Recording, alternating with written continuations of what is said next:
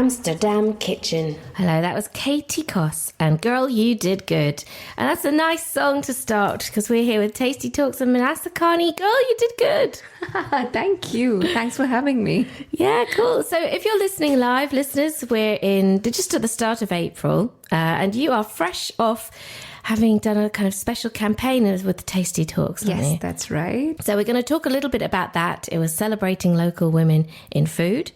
Just explain very briefly then for the listeners so they know what they're getting themselves in for. What is Tasty Talks exactly? So Tasty Talks, it's a platform that brings people together over authentic cultural food experiences.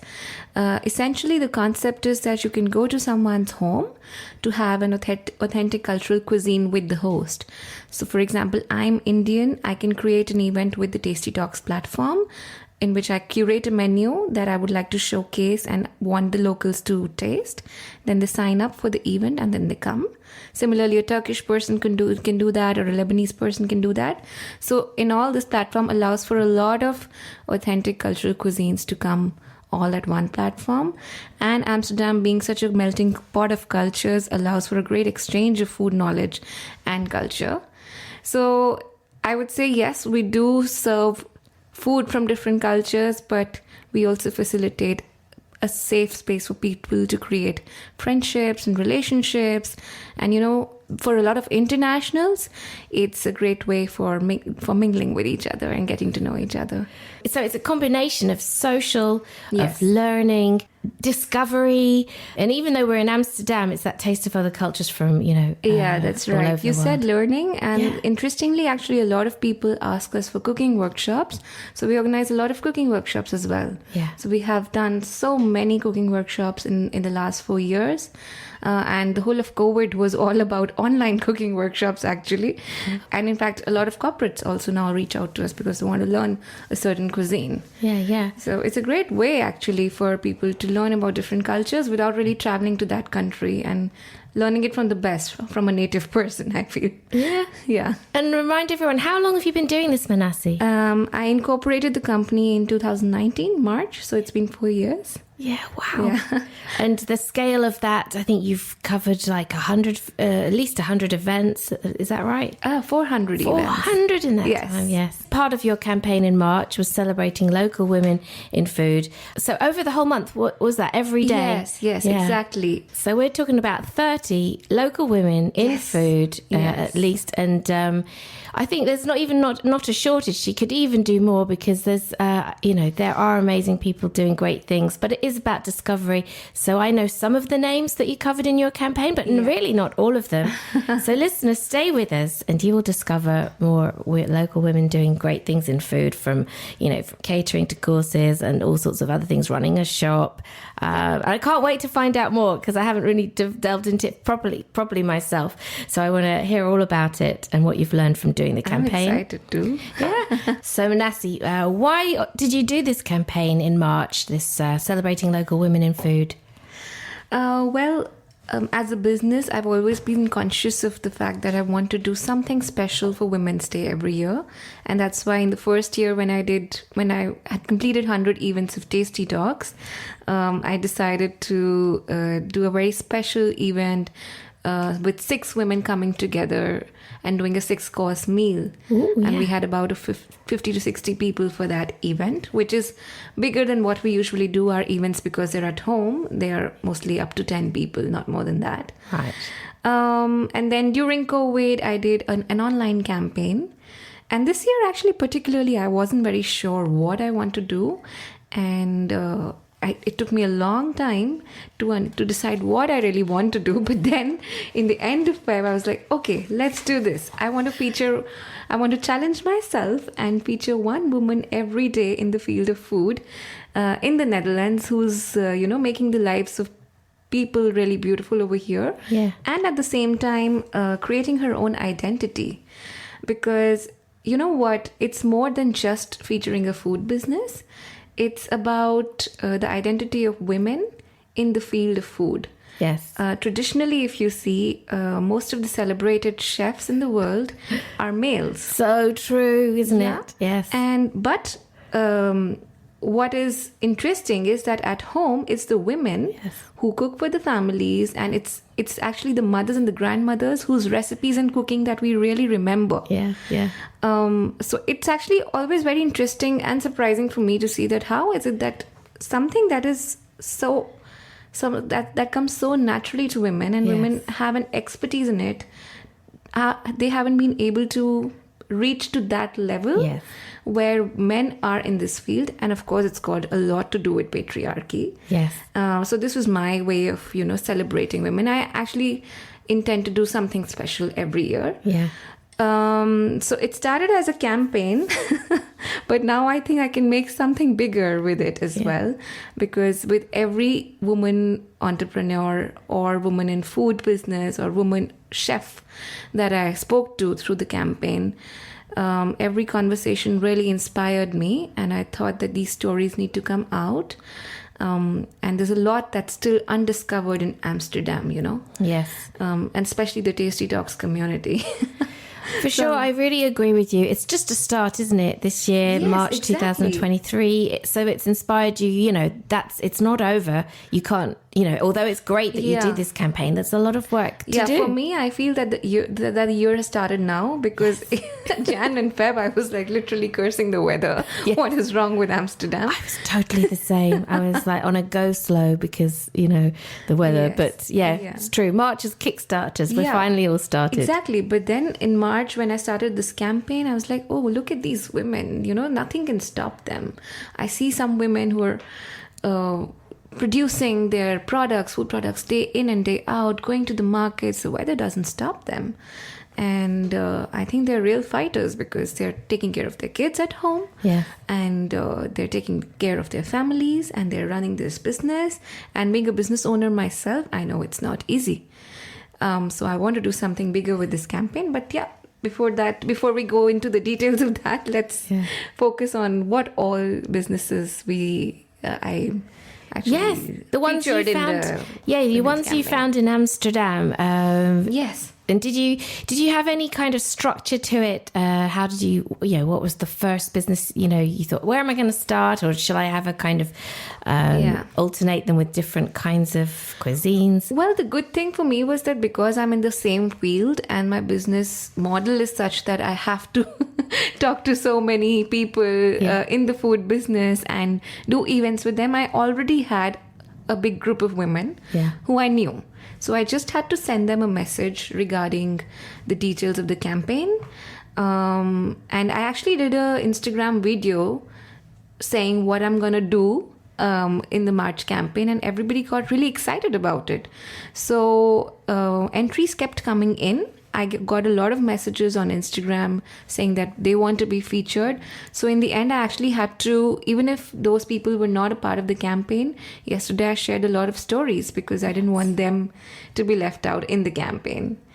So the process was pretty simple. I actually just sent them a couple of questions. I asked them to send their videos and photos. But of course, it took a lot of work from me, because I remember from the very first day, I've been spending about 3-4 hours a day compiling the whole of the thing. Wow. And this in addition to running my own business. So it was a lot of work for me from my end as well. But in the end, I think it created a lot of value for everybody, because not just these women entrepreneurs, also a lot of people from the Tasty Talks community got a lot of insights into women-owned businesses. They're more aware. They want to support them. And they've told me that they want me to save these businesses in the highlights of my Instagram page. And interestingly, I've also created a Google guide of women-owned businesses, which I'm going to make public very soon. Wonderful. That's good. Google Guides. Google does so many little good things like that. So nice that you're using those extra tools on top of what you normally do. So it was learning for me also. I thought, because I had to visit all these places of women-owned businesses who were sharing their pictures and videos and content. So for me, it made more sense to keep on saving these locations on Google. So I was like, okay, let me just save them in one category. And then that's how the woman-owned business category came up in the Tasty Talks Google profile. So you physically went to their location in Amsterdam? A lot of places I did, yeah. Wonderful. And I love Google Maps for that then. So you can make that and people can see it all. An overview of Amsterdam with such a small area and to see it all laid out, because I don't know, I love to physically envisage it. Exactly. It's a totally different feeling to go physically and talk to the person who's running that business. Yes. Because then face to face you can see everything, their passion that they run their business with. So that's really exciting for me. Yeah, and in their local environment, in their kitchen. And it makes it real, like a real community. Online is good for when we need it, but face-to-face is always nice, isn't it? Yeah. And the reason why I was also creating this Google guide was because I want to create a woman-owned business food walk.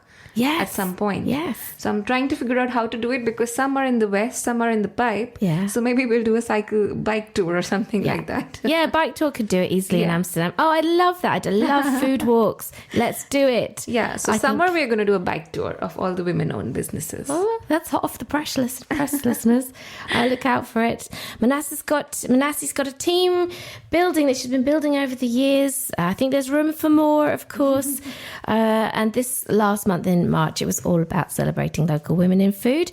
And you noticed there was a bit of some kind of clusters in certain areas of different types of cuisines and stuff, and expertise of what the local women were doing. Yeah. Where were those clusters then, Manasseh? Yeah, I was actually very surprised to see. I did have a sense that there are a lot of baking businesses by women, but there were so many who wrote to me that they want to be featured in the campaign. So let's cover the baking businesses first. Yeah. So one was Keto Bites, and it's not exactly a baking business, but it's run by a Brazilian woman who lives in Amsterdam, and her business is all about people who have a keto diet, who follow a keto diet, and she does sweets basically made of that don't have carbs. Yeah, because I'm thinking of keto. Whenever I say keto, I always just think meat, loads of meat. But I imagine they probably have a craving for something sweet, and then what do they have if they can't have? I think you're not really supposed to have like floury stuff. No, so the founder's name is Pamela. She runs Keto Bites, and she also makes customized cakes for birthdays, which are keto special. Right. Yeah. That is so specialist, but that's great. So she is really found her niche. Yeah, exactly. There you go. Finding her niche. Then there's Baked by Shama, KS. So she also makes, her specialty is making fusion cakes.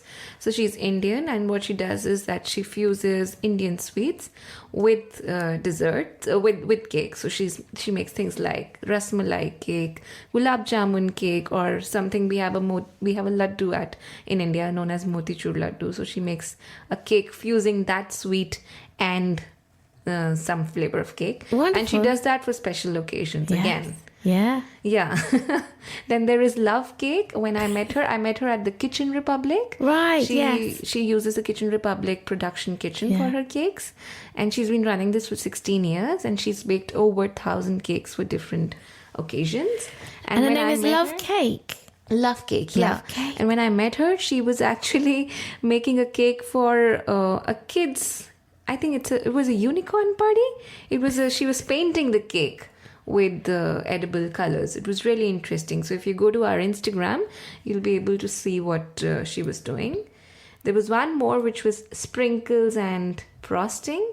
Again, she does cakes for different occasions, but she's based in Haarlem. Yes. So Haarlem people also have a cake business run by a woman for special occasions. And then there was one more who I didn't feature on the post, but on the stories yesterday. Her name is Rizwana, and she's from Rotterdam, and she makes really beautiful cakes. She actually started her business in Switzerland in 2019. Oh, yeah. When she baked a cake for someone she knew, and then over there she started getting orders. Yeah. And now after moving here, she's making cakes for special occasions in Rotterdam. Yeah, I think it's a good idea because actually, people do like cakes for special occasion. They're not really an everyday thing, for healthy living. Yeah. But people, there's a price, but it's something special, so people will spend a bit of money on it, and Exactly. and it's something in our Amsterdam kitchens as well, and maybe with our expertise, we can't easily just whip up a celebration cake. So that's when I think it makes sense that there are a good number of businesses of people who are happy to do and the that. good thing is everyone is in different locations, so that's good. Yeah, but I do think there's room in the market for more. Absolutely. Yeah. I feel that there's room for everybody, and each customer will ultimately find their fit. Yes, that's absolutely true because they're doing the cakes in a very different way, each of those local female entrepreneurs. Yeah. So listeners, if you're looking for a special occasion cake, something different, then I think, you can go to the Tasty Talks feed. It's at tasty.talks on Instagram, isn't it? Yeah. And look up, there'll be a variety of cakes from March, especially, but you're going to put them in the highlights as well. So yes, I put them in my highlights. I can also put them, in fact, I'm thinking of writing a full article also for female-owned businesses. Yes. So you will know where to go. Yeah. And then we must not forget that we're going to have a call at some stage coming up soon in the show with one of the entrepreneurs you've been working with. Yes. Her name is Manu. So stay tuned for that. We will have Manu joining us, and we will talk more about some of the other businesses because there were more themes that came out from the female food stories and food entrepreneurs locally to Amsterdam. You've got some very skilled people that you were highlighting in the month of March, weren't you? Really skilled people. So, and then again, we had the baking category, but there were other kind of food businesses that really kind of pulled together in clusters. Yeah. Maybe I should run quickly through all the categories. Yeah. So the other category that I noticed was food products. So basically people who are not really doing catering or or running a restaurant, but are making packaging food products and then putting them in shops and all of that. So very much like importing and exporting, and they're producing it themselves. Oh yeah, cool. Yeah. Cool. So one was Real Good Food by Nicole. She lives in Schiedam, and what she's done is that she's created different flavored not spice mixes, but oils, basically chili oils. And I also tasted, so one has an Indian flavor, there's one with an Asian flavor, one with Italian. Those are the three that I've tried, and I really loved it. Manzi, did you go all the way to Schiedam to see her? I didn't. I've met her before, but I didn't meet her when she was coming to Amsterdam. Oh, yeah. And I ordered her chili oil as well. Yeah. They were really good. Yeah. Being an Indian, I think she really aced. I was very happy with the Indian oil that she made. Yes. Because there's a tempering that we made that we add in our dals, and her oil was just bang on. So our listeners should trust your cultivated palate that she really knows her stuff. Exactly. Yeah. Then I've also tried the products of Cook Curry. They're now supplying to Crisp, and they have more than 1,000 orders a month. And she runs her business from Utrecht in the Turbide region. Yes. That's huge, isn't it? So, supplying to Crisp, the online supermarket. Exactly, yeah. And she also joined the Kitchen Republic community, basically to, get more knowledge on how she can expand her market base. Yeah. And her curry mixes are basically you add a few ingredients to the curry mixes, and then you can make Indian style curries at home. Yeah, and they're really good. Yeah. Then another category of food products was chai. I actually discovered Mama's Chai, which was very interesting. It's a ready-to-drink Indian-style chai. Wonderful. I still haven't tried it, but they're also supplying to marketplaces like Gorillas. Oh, yeah. And I think they were recently at the Amsterdam Coffee Festival as well. Good. And then there's a small business owner. Her name is Krati. She's based in Rotterdam. Her chai masala is something I use every day. At home for my own chai. It's really, really, really good.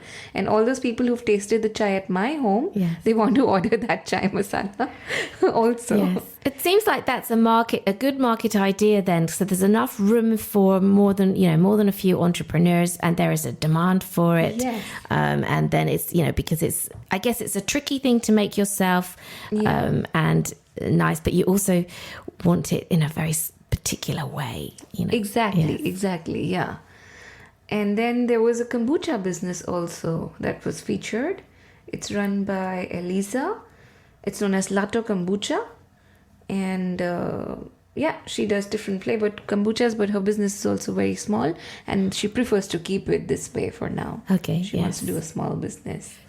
When you're ready. That's cool. So congratulations to all those women doing those great things. So that's drinks. We've had spices, other kinds of clusters. Well, a lot of Indian food actually also on the platform. We had one catering business known as Mirch Masala. They operate from Almer, and they do home style Indian food. People can order, and they also supply it to parties. Yes. Then there was one very inspiring woman I met. Her name is Kavita, and she runs 3 restaurants. And what she's done is that she's actually brought the most famous Indian food chains to the Netherlands. Oh, wow. And the reason was because she was not able to find satisfactory Indian food in the Netherlands. So she runs Krishna Villas in Utrecht, then Anjapar, and now Kailash Parbat. Wow. And now she's also, I think, working on the next one already.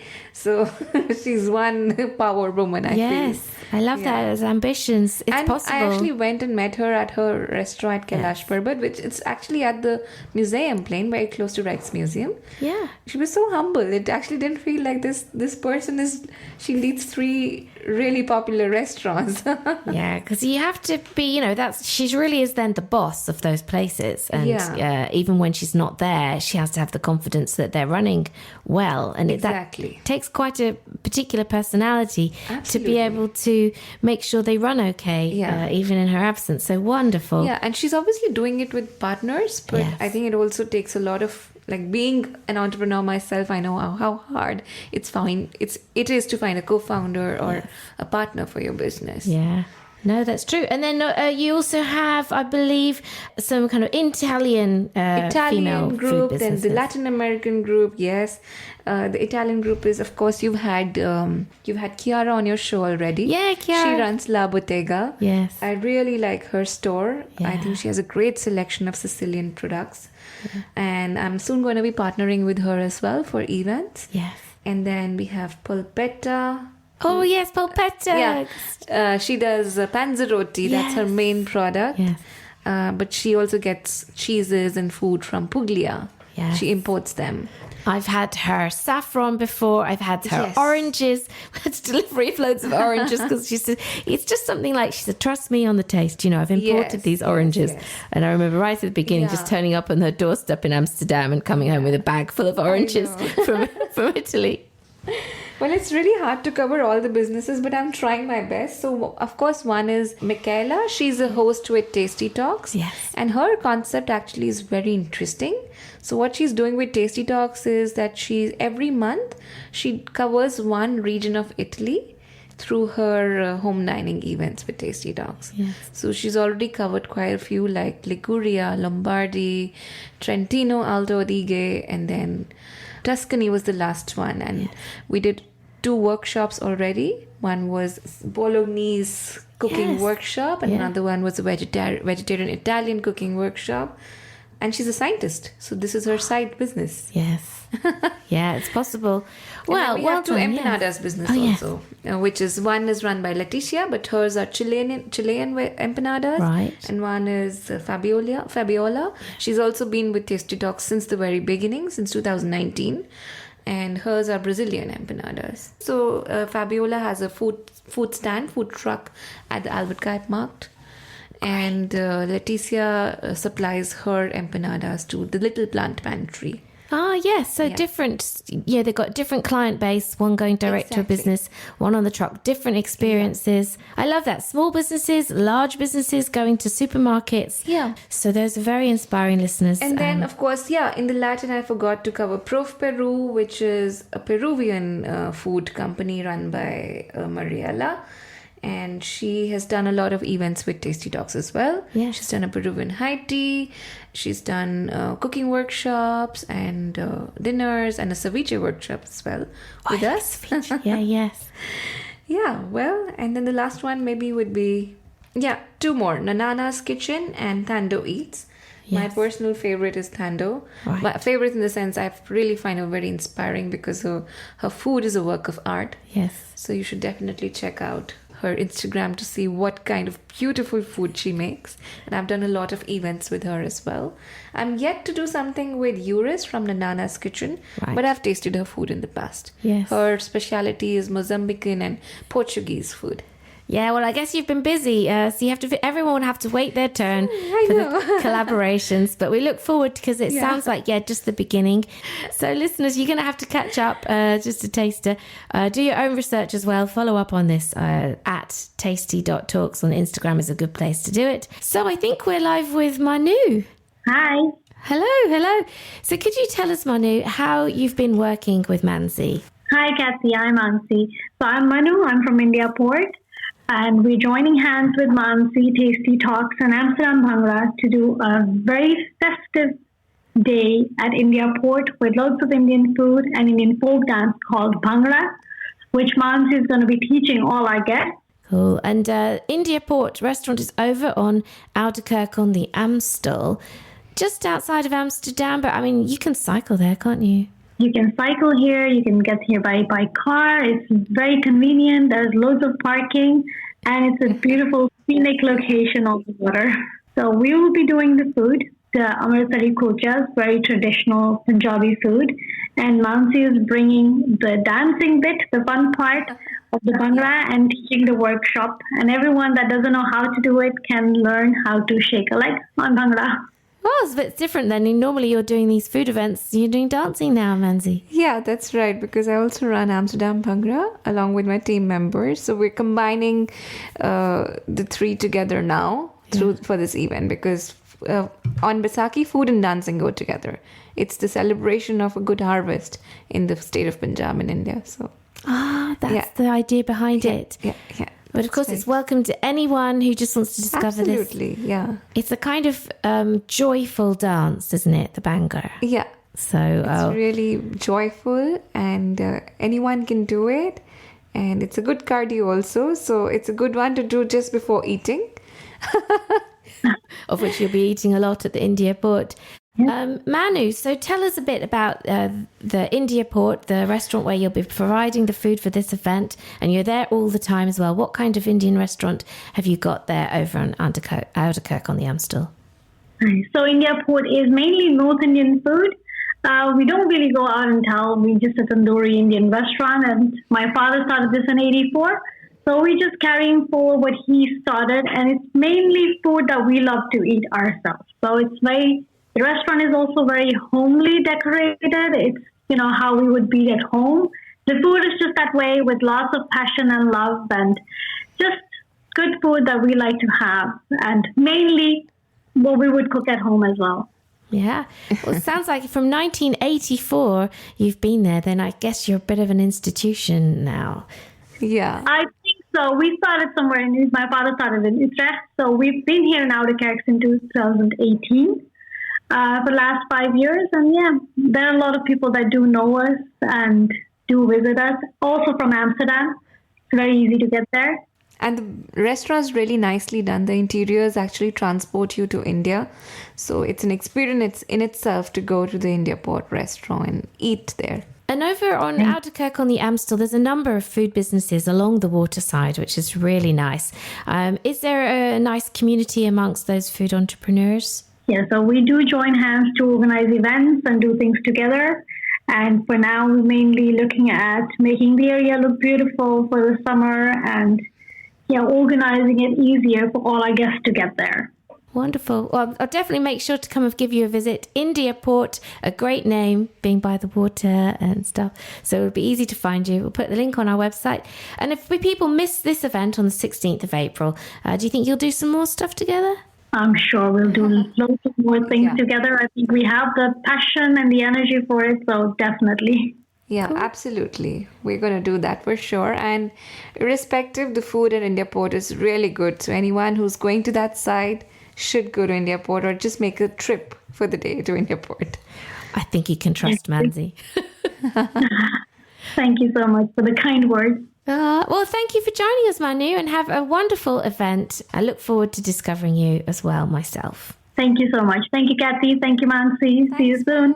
And so we are now, for listeners, if you're listening kind of around the time that we're recording this show, it's the beginning of April, 4th of April, but you could be listening later. But a taste of some of the events that are coming up if you're in time to catch them and the type of events that you run, Mansi. So we're doing one Ukrainian Vareniki dumplings workshop in Rotterdam with our host Neil. She was also on the campaign and she runs a business known as Global Seasons. And she does a variety of workshops every month. Like the last time we did a Turkish cooking workshop with Peter and Gozleme. Yes. And then we've done Georgian dumplings also with her. So that's one. But then in May, you're going to schedule some more as well. Many right? more, yeah. Lots coming up, like a Lebanese cooking workshop. And of course, we're going to continue doing our Italian. Then I'm partnering with La Bottega for Sicilian cooking workshops and experiences. And I'm also planning something very interesting with one of the ladies who was on the campaign who does the chai masala.